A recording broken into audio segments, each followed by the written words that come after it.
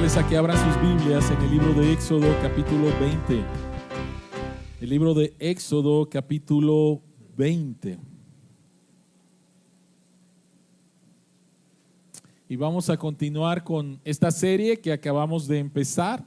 Este es el tercer mensaje. La serie se llama Los 10 Mandamientos de Jesús. De manera obvia está basada en los 10 mandamientos que encontramos en Éxodo capítulo 20. El mensaje del día de hoy es el tercer mensaje y se llama Imágenes e ídolos. Imágenes e ídolos. Éxodo capítulo 20, versículos del 4 al 6. Esta es la palabra de Dios. No te hagas ningún ídolo, ni nada que guarde semejanza con lo que hay arriba en el cielo, ni con lo que hay abajo en la tierra, ni con lo que hay en las aguas debajo de la tierra. No te inclines delante de ellos, ni los adores. Yo, el Señor tu Dios, soy un Dios celoso. Cuando los padres son malvados y me odian, yo castigo a sus hijos hasta la tercera y cuarta generación. Por el contrario, cuando me aman y cumplen mis mandamientos, les muestro mi amor por 1000 generaciones. Oremos. Padre que estás en los cielos, abre nuestros ojos para ver las maravillas que hay en tu palabra, en tu ley, y rogamos que tu Espíritu Santo nos guíe a la verdad del Evangelio, la podamos creer y seamos transformados, Señor, por el poder de tu Evangelio. En Cristo oramos. Amén. ¿Qué piensas al leer estos versículos? Posiblemente, como dijimos la semana pasada, no tiene absolutamente nada que ver conmigo. No tiene nada que ver. Yo no me postro delante de una imagen, yo no me postro delante de una estatua. Esto, por favor, es antiguo. Esto tiene que ver con los pueblos primitivos. Siglo XXI, 10 mandamientos, imágenes, ídolos, por favor.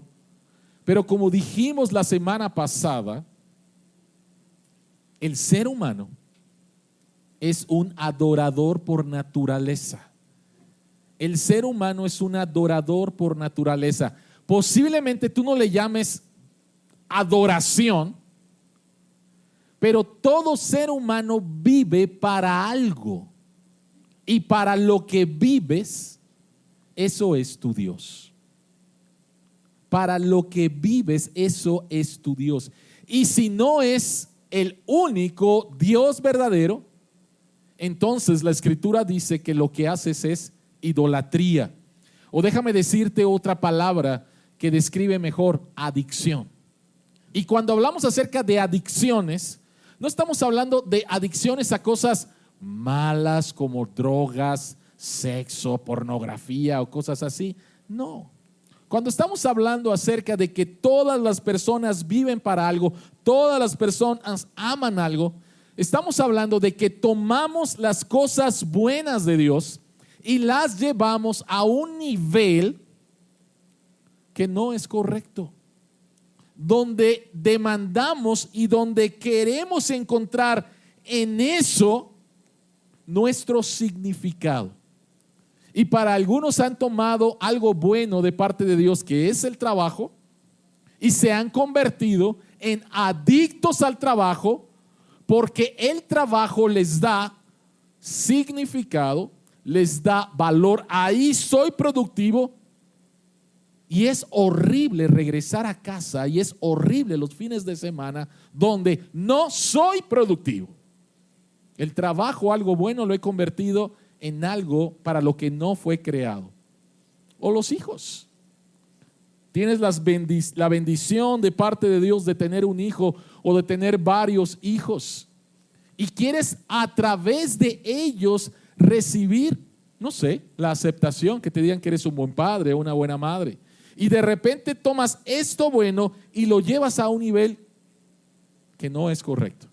Entonces, cuando estamos hablando acerca de la adoración y tú dices, no tiene absolutamente nada que ver conmigo porque yo no tengo ídolos, yo no tengo imágenes, no estamos hablando de eso que posiblemente tengas en tu mente. O déjame decirte, estamos hablando de eso, pero de algo más. Algo más. Y en este segundo mandamiento, encontramos juicio. Vean el texto, por favor. Yo, el Señor tu Dios, soy un Dios celoso. Cuando los padres son malvados y me odian, yo castigo a sus hijos hasta la tercera y cuarta generación. Y esto nos tiene que hacer la pregunta, ¿por qué? ¿Por qué en este mandamiento encontramos una palabra de juicio? O déjenme decirlo de otra manera, ¿por qué Dios se toma muy en serio la idolatría y las imágenes? ¿Por qué Dios se toma muy en serio este tema de la idolatría y las imágenes? Y déjenme nada más recordar rápidamente cuál es el contexto. Dios ha sacado a su pueblo de la esclavitud de Egipto, están en el monte Sinaí, Moisés ha subido al monte Sinaí, Dios le está entregando estas leyes a un pueblo salvado. La salvación no es la recompensa de obedecer, la salvación es la base de obedecer. Muchas personas piensan, ¿cómo te vas a salvar? Tengo que obedecer los 10 mandamientos. Eso es equivocado. Si con esta idea creciste, equivocado completamente. La salvación no es la recompensa de obedecer. La salvación es la base para obedecer. Entonces, ¿por qué Dios se toma muy en serio la idolatría y las imágenes? Mientras que el primer mandamiento prohíbe que adoremos a falsos dioses, y recuerdas por favor cuáles son esos falsos dioses, cualquier cosa de la creación. Cualquier cosa que no sea Dios es creación, y si tú tomas algo de la creación y lo elevas y de ahí tratas de buscar tu significado, valor, propósito, felicidad, entonces has caído nuevamente en la idolatría. Entonces, primer mandamiento nos prohíbe que adoremos a falsos dioses. Pero el segundo mandamiento prohíbe que adoremos falsamente al único Dios verdadero. ¿Te das cuenta de la diferencia?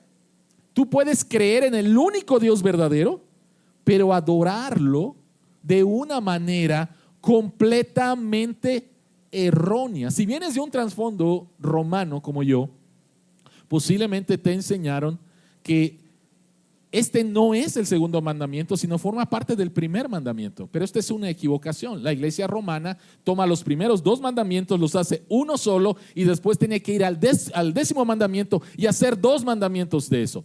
No es lo que enseñan las escrituras. El primer mandamiento, solamente hay un Dios. Segundo mandamiento, tienes que adorarlo de la manera correcta.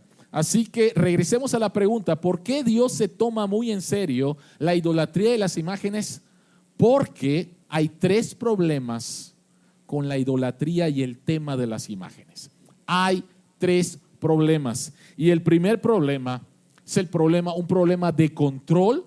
El segundo problema son celos. Y el tercer problema es servicio. ¿Por qué Dios se toma muy en serio este tema de la idolatría? Bueno, ahí tienes tu bosquejos y no sé si todavía hay hojas allá en la parte de atrás, si no las puedes bajar en nuestras redes sociales. ¿Por qué Dios se toma muy en serio el tema de las imágenes y la idolatría? Porque conlleva estos 3 problemas, un problema de control, un problema de celos y un problema de servicio. Así que vayamos al primer punto y que es el problema del control. Vayamos al texto nuevamente. No te hagas ningún ídolo, ni nada que guarde semejanza a lo que hay arriba en el cielo, ni lo que hay abajo en la tierra, ni con lo que hay en las aguas debajo de la tierra. No te inclines delante de ellos, ni los adores. Primera pregunta, ¿qué es un ídolo? ¿Qué es una imagen? Bueno, una imagen es algo hecho de la creación para representar a Dios y conectarnos con Él. Queremos trascender. Entonces, vamos a hacer una imagen de lo creado, pensar que esta imagen representa a Dios y que esta imagen me va a conectar con Dios y por lo tanto voy a trascender de alguna manera, me voy a conectar con lo espiritual, ¿sí? Y el ejemplo de esto que acabamos de ver en la serie del libro de Éxodo es en Éxodo capítulo 32. parece que Moisés está tardando, estamos aquí en el desierto, vamos a la tierra prometida, Moisés no baja, Dios se tarda, ¿qué hacemos? Y el pueblo de Israel le pide a Aarón que haga una imagen. ¿Y qué es lo que hace Aarón? Aarón hace el becerro de oro y le dice al pueblo de Israel: aquí está tu Dios que te sacó de Egipto. ¿Sí? Toma algo de lo creado, representa a Dios y entonces estamos conectados con Él. Vamos a ver qué es lo que pasa, ¿no? Esto es el contexto en el cual se escribe esto. Ahora, hemos estado diciendo que a cada mandamiento que se expresa de manera negativa, no hagas, no hagas, no hagas, hay una contraparte positiva. Entonces, ¿cuál sería la contraparte positiva del segundo mandamiento que dice que no nos debemos de hacer imagen de lo divino en lo creado? ¿Cuál sería la contraparte? Bueno, la contraparte es que solo Dios tiene el derecho, no el ser humano, solo Dios tiene el derecho de hacer una imagen de sí mismo. Por un lado, tenemos que reconocer que en las Escrituras y especialmente en el plan para hacer el tabernáculo, Dios ordena que las cortinas del tabernáculo, por ejemplo, tengan imágenes de ángeles. Y esto no fue porque a Moisés se le ocurrió o a los dos hombres que Dios, pues voy a poner angelitos porque se ve muy bonito. No, Dios lo ordena. Y otra cosa que Dios ordena, ¿recuerdan cuál era la parte central en el tabernáculo? El arca, gracias. ¿Y qué es lo que llevaba la tapa del arca, que se llama el propiciatorio? Dios dice, Dios manda a hacer dos querubines, dos ángeles que representaban lo divino, y que en el centro ahí estaba la misma presencia de Dios, ahí estaba la gloria de Dios. Pero está el querubín, está el otro querubín. Si más o menos tienes una idea, y la vez pasada pusimos una imagen de lo que era el arca del pacto. Está el querubín, está el otro querubín, ¿y qué hay en medio? ¿Qué hay en medio? Donde Dios reside, donde está la gloria de Dios. ¿Qué hay en medio? No hay nada. No hay nada. No hay una imagen de Dios. Es como si Dios dijera: me reservo el derecho a mi imagen, pero un día podrás verme. Y el día llegó en el momento en que el Dios Trino, a través de la segunda persona de Cristo, se hace como uno de nosotros. Dios se encarna, Dios se hace hombre, y Jesucristo es la imagen de Dios. Colosenses capítulo 1 versículo 15 dice: Cristo es la imagen del Dios invisible.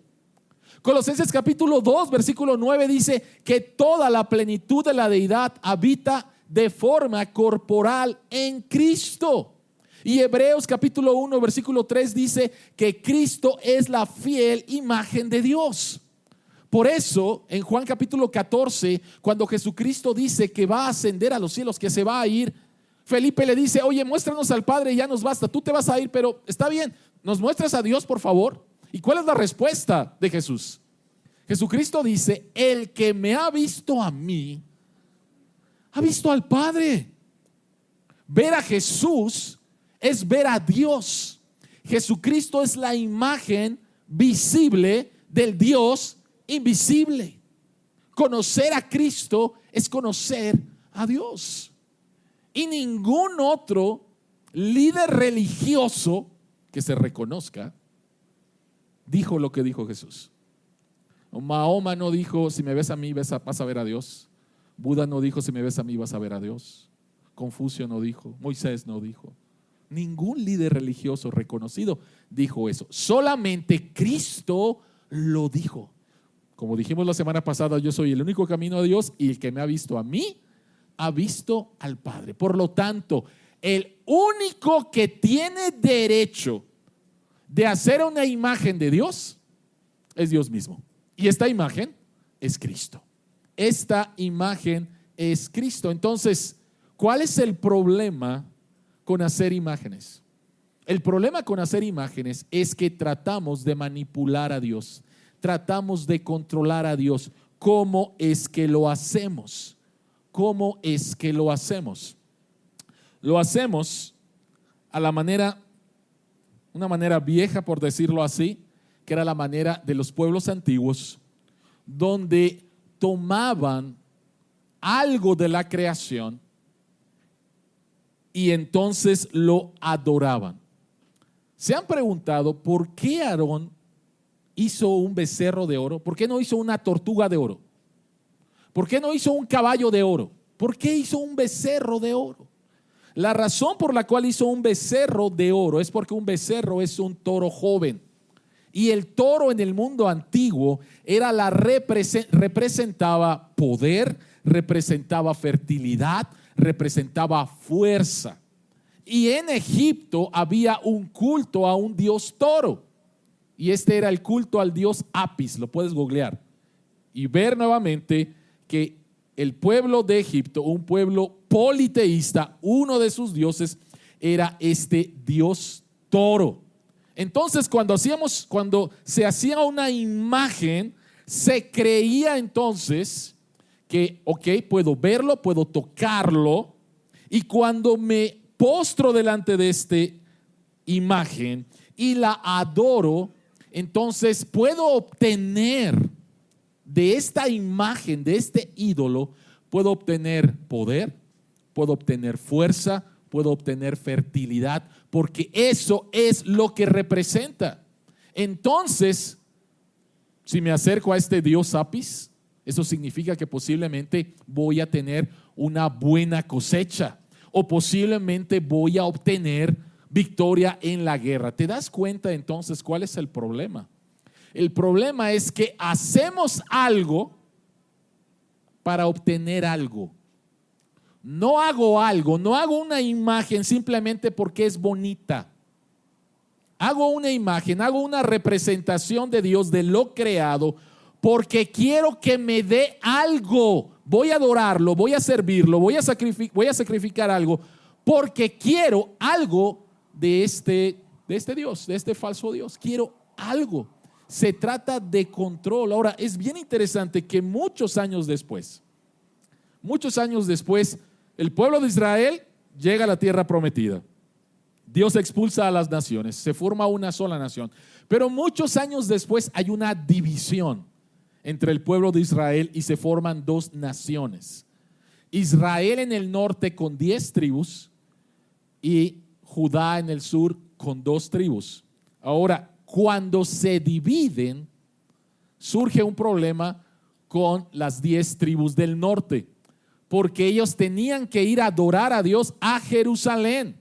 Y entonces el rey del norte, Jeroboam, dijo: esto es un problema, porque si van al sur y van a adorar a Dios en Jerusalén, posiblemente se me van a voltear. Entonces, ¿qué es lo que hace Jeroboam? Jeroboam hace lo mismo que hizo Aarón.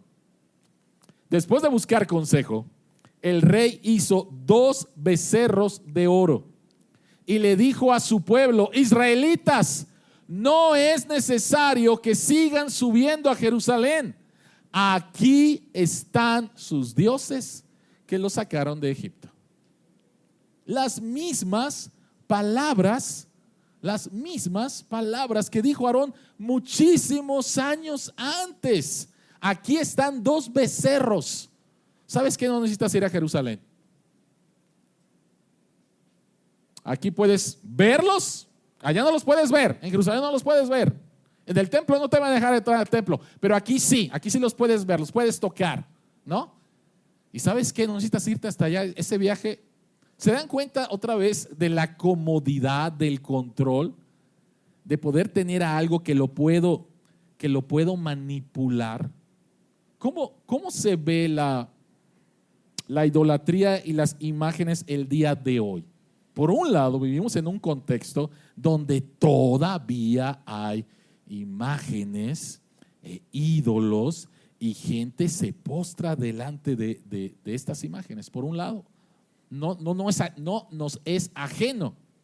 Pero ¿cómo sería la idolatría entre nosotros, el pueblo de Dios? ¿Cómo sería?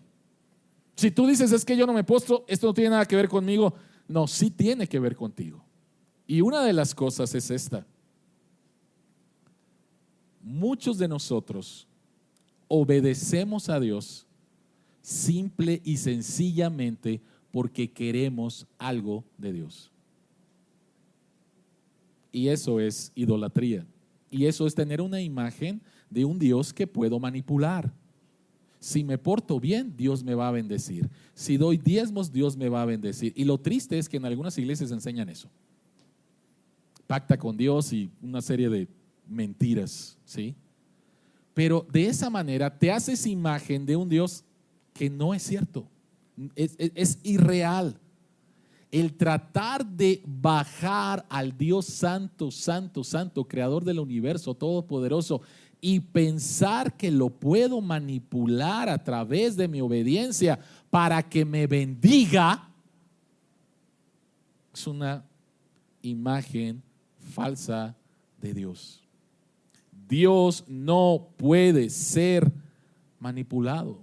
Dios no puede ser manipulado. Ese es el problema con las imágenes y la idolatría, tratar de controlar a Dios cuando no se puede controlar a Dios. Me gusta mucho cómo en las Crónicas de Narnia presentan a Aslan como un león, pero cuando hablan de Aslan y dicen, hey, cuidado, no es un león domesticado, no es un león domesticado, no es un gatito, es un león.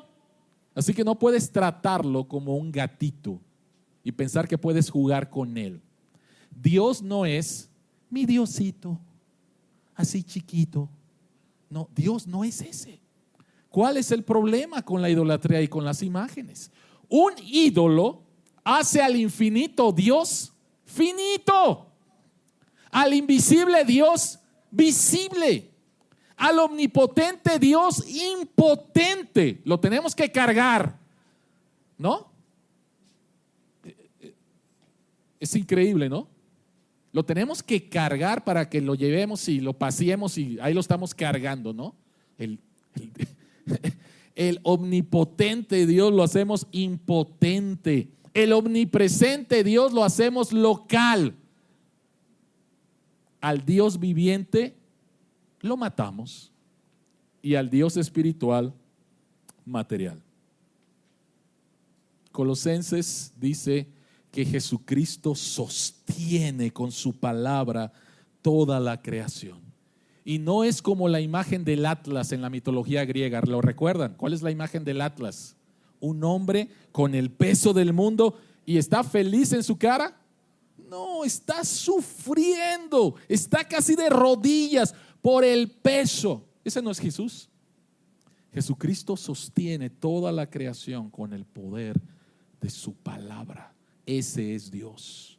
Ese es Dios. El problema nuevamente con las imágenes y la idolatría es pensar que puedo controlar al Dios infinito, al Dios invisible, al Dios omnipotente, al Dios omnipresente, al Dios viviente y al Dios espiritual.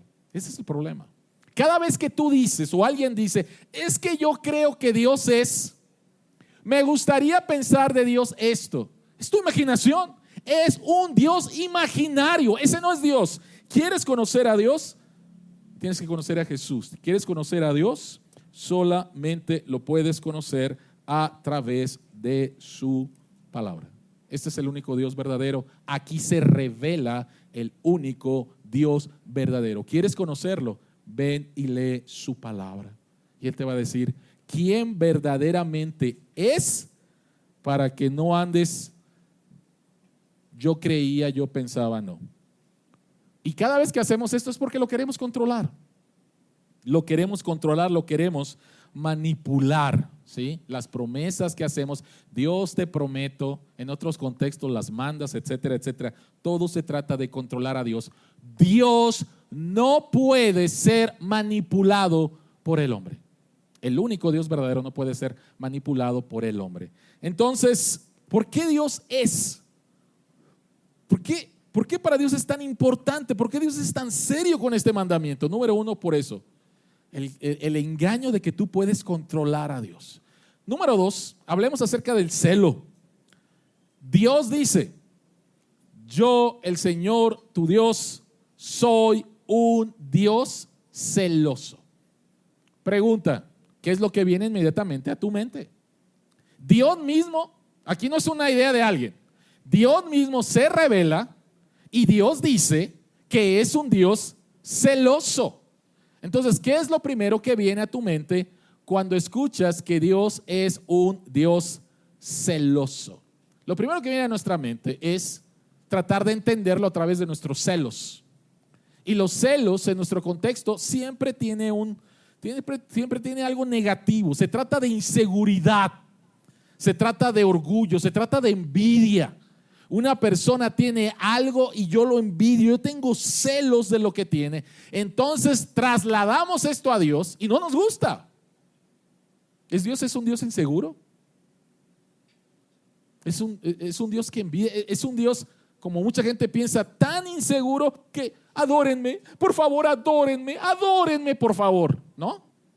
Es equivocado completamente. Entonces, ¿qué significa que Dios es un Dios celoso?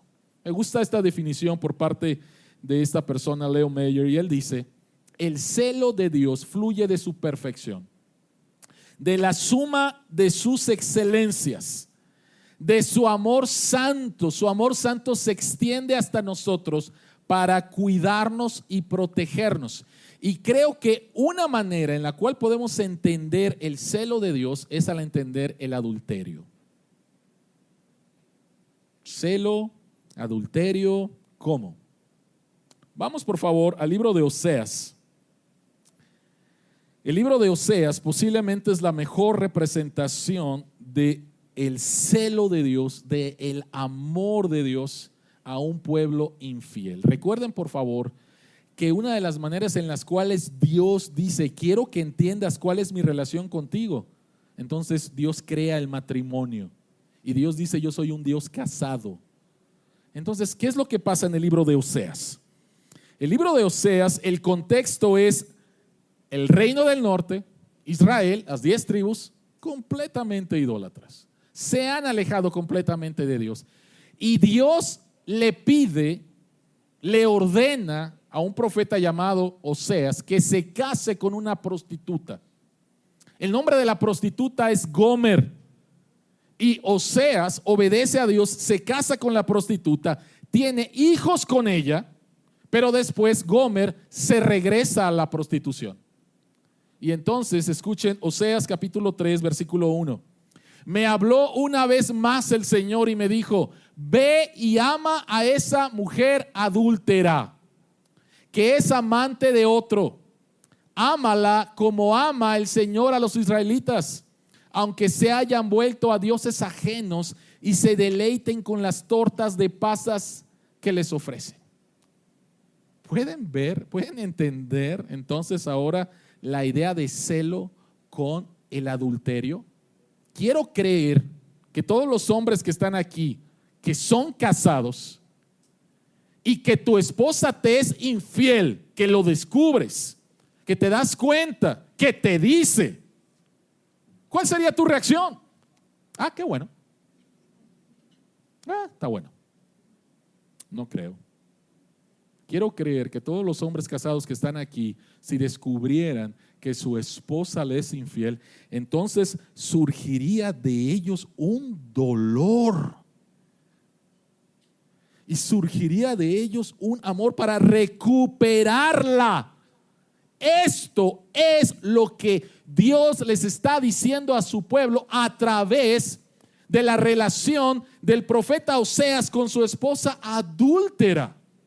Y vea por favor lo que dice el versículo 2. Compré entonces a esa mujer por 15 monedas de plata y una carga y media de cebada. ¿Qué es lo que hace? ¿Qué es lo que hace el profeta? O sea, Dios le dice: ve y ámala otra vez, no repúdiala. Le dice: ve y ámala otra vez, ve y rescátala, ve y sálvala, porque está mal. Y eso es lo que hace Oseas. Y eso es lo que hace Dios con nosotros. No nos compra por 15 monedas de plata, Dios desciende de los cielos y a través de la vida de Jesucristo nos compra por su sangre. Jesucristo va a la cruz y es tratado como un adúltero, es tratado como un engañador, es tratado como un infiel, porque somos nosotros los que hemos dado nuestro corazón a cosas creadas y no a Dios. Y Dios no se queda, está bueno, allá tú vas a sufrir las consecuencias. No, Dios no hace eso. Somos su creación. Y como somos su creación, Él sabe que la idolatría y las imágenes nos van a engañar, nos van a esclavizar y nos van a ¿qué? A matar. Recuerden el ciclo. Es un engaño, es una promesa, te esclaviza y te mata al final.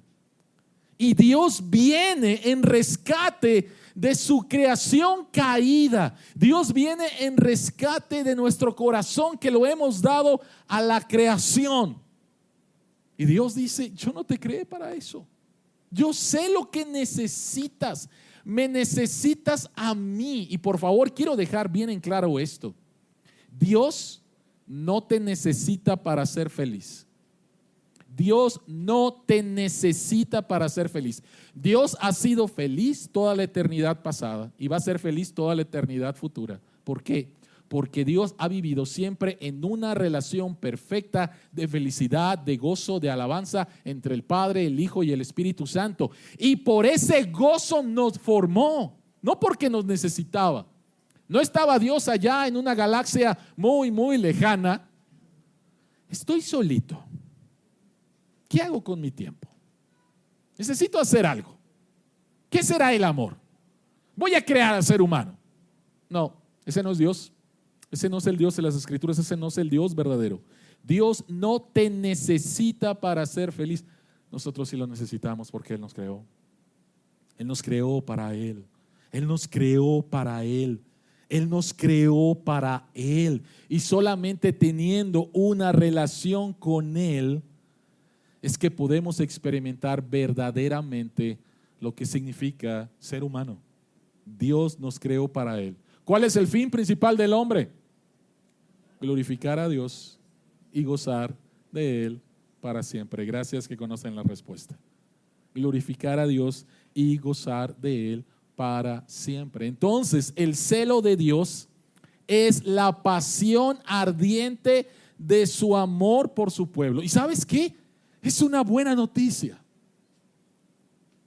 A lo mejor el que tu novia, tu esposo, tu novia, tu mamá, que sea celosa, a lo mejor no es una buena noticia porque estás harto, ¿no? Pero el que Dios sea celoso es una buena noticia. ¿Por qué? Porque te va a buscar, te va a buscar, te va a buscar, te va a buscar, te va a buscar, te va a buscar, porque te ama y no quiere que tu corazón se incline y adore a las cosas buenas de la creación, a las cosas que no están tan bien en la creación. Es una buena noticia porque Él te busca. El celo de Dios es la pasión ardiente de su amor por su pueblo, pero no hemos llegado a la parte que es difícil. Cuando los padres son malvados y me odian, yo castigo a sus hijos hasta la tercera y cuarta generación. ¿Cómo entendemos este pasaje?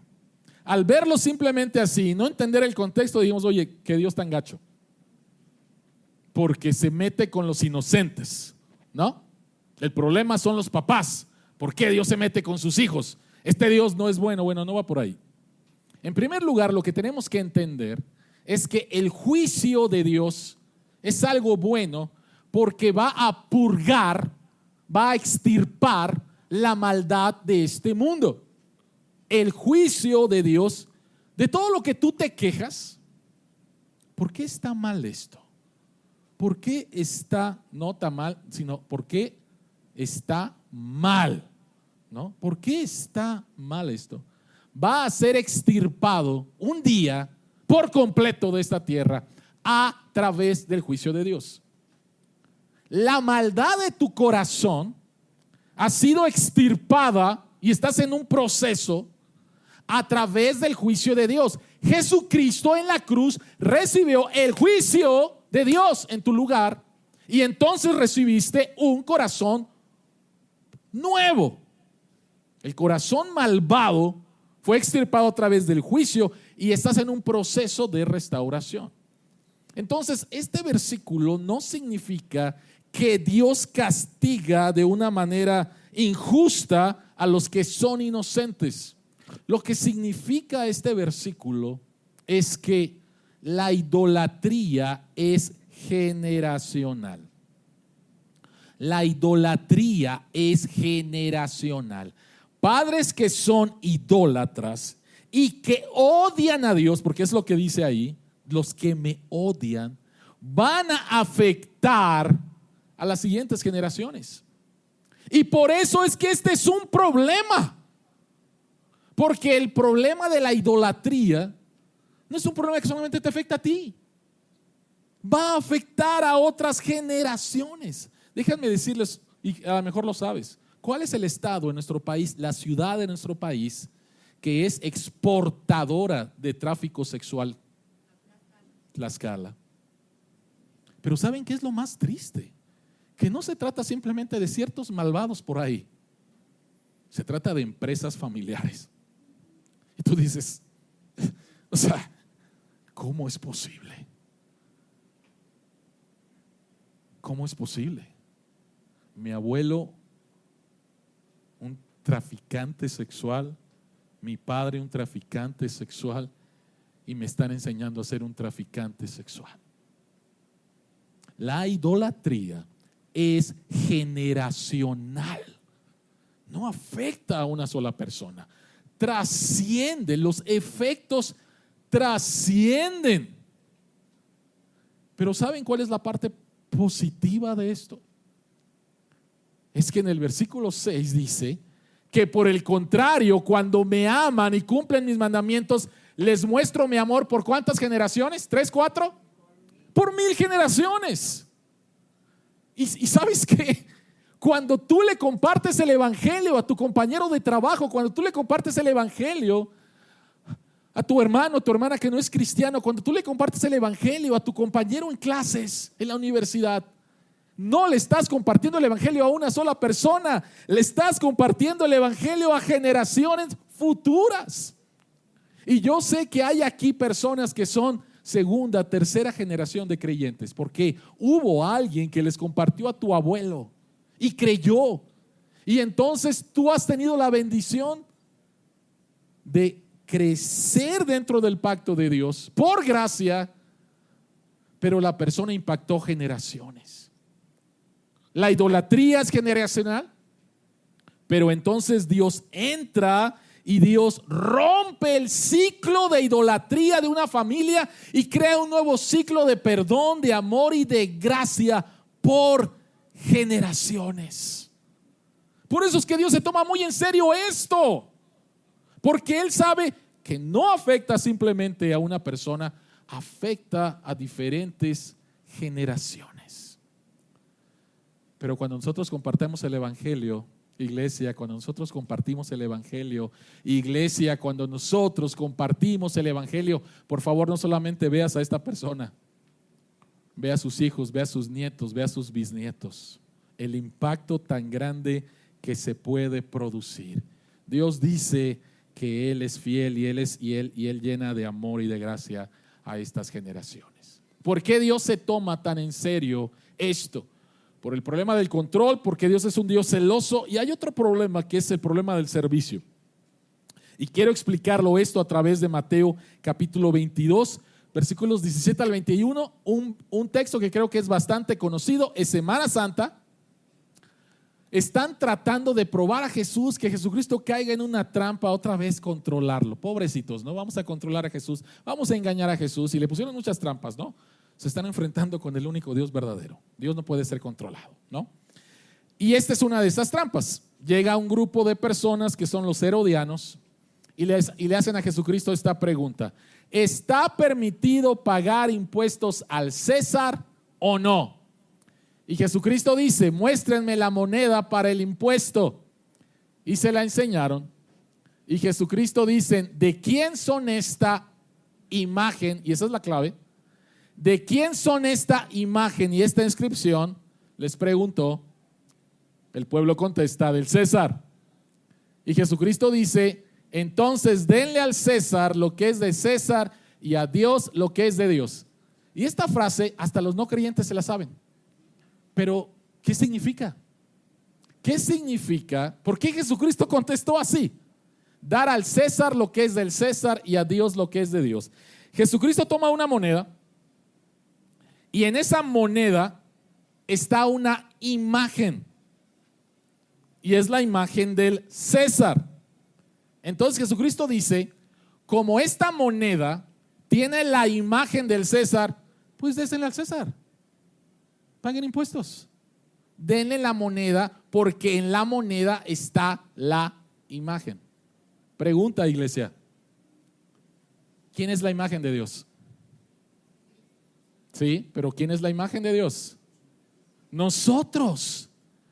En el principio, Dios creó al hombre a su imagen. Entonces, si en una moneda donde está la imagen del César le pertenece al César, y entonces vas a servir al César, nosotros que somos imagen de Dios, ¿a quién nos tenemos que devolver? ¿A quién nos tenemos que ir?